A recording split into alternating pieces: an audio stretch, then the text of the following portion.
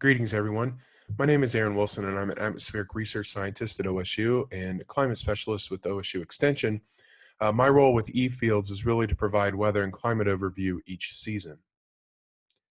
Today, we will focus a little bit on 2019, but I want to spend a majority of today's talk looking ahead at the 2020 season.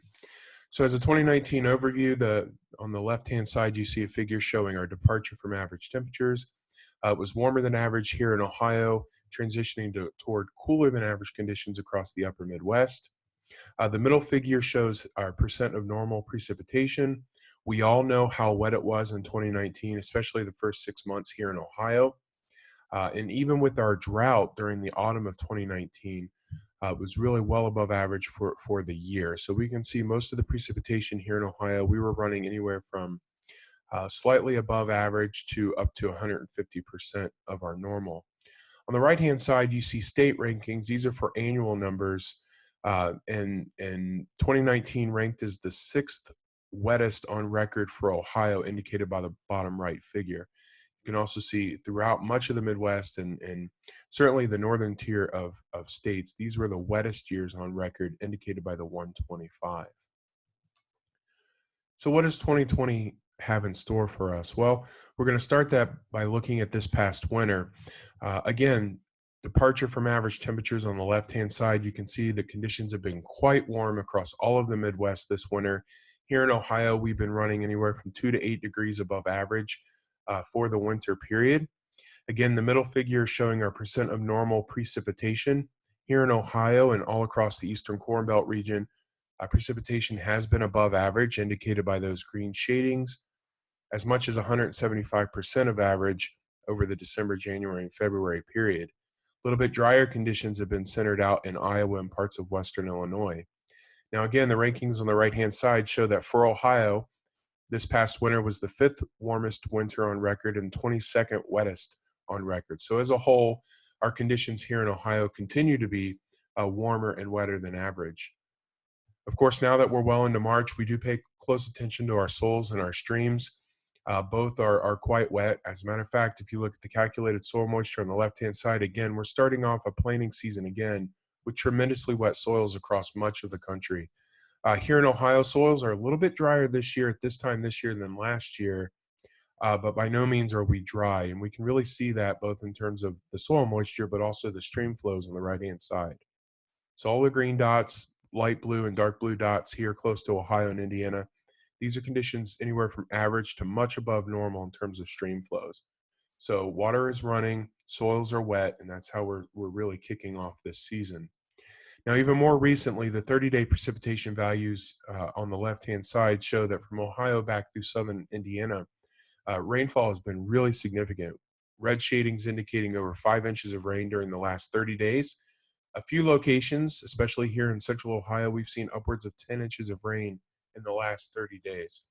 So we've seen a lot of bridges washed out. We've seen very high or record high river flows on some of our rivers. So this is well above average, twice or more above average, as we can see on the bottom right-hand figure.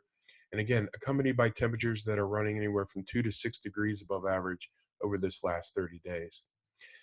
Now, in the very short term, our wet conditions do not look to subside this week. So for the period between March 24th, yesterday, through the end of the month, our models are indicating upwards of 3 inches of rainfall, anywhere from really 2 to 3 inches of rainfall across Ohio and back through the Eastern Corn Belt region. So if this does come to fruition, certainly this is not the best news as we're really wanting to get out in our fields, as conditions are really already soggy. So I would anticipate some aerial flooding and certainly some standing water over the next several days to continue.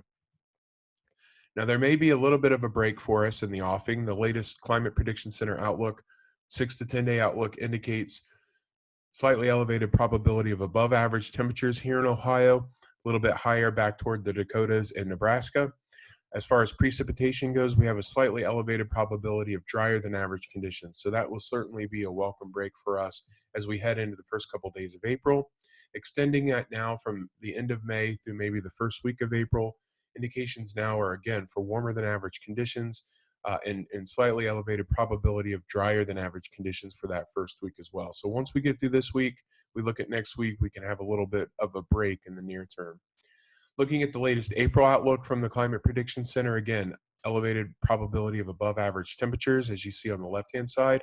On the right-hand side, equal chance of above, below, or near normal rainfall here in the state. But it's not very far off that we see these elevated probabilities of wetter than average conditions.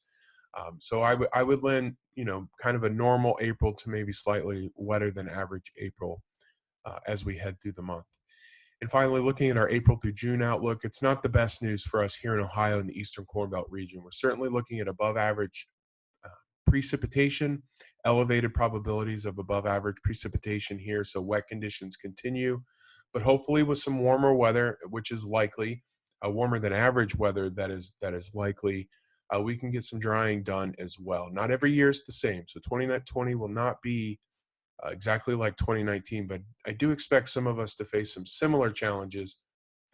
And so I know, we just got to be ready to get our work done, to get out there when we possibly can.